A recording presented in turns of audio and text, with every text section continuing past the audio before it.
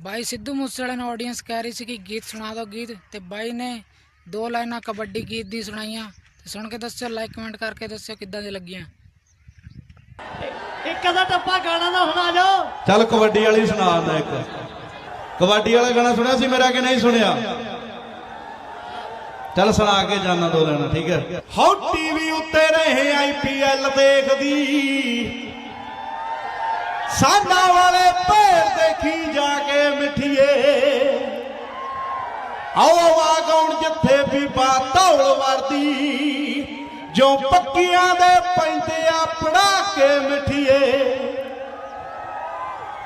हो जिवें भुखा शेर कोई शिकार नपदा, हो पुत छीड़ियां दे लाउंदे ऐदां जफ बलिए, लख लख लगू कली कली रेड़ ते, हो पछुआ ने पिंड होना कप बलिए।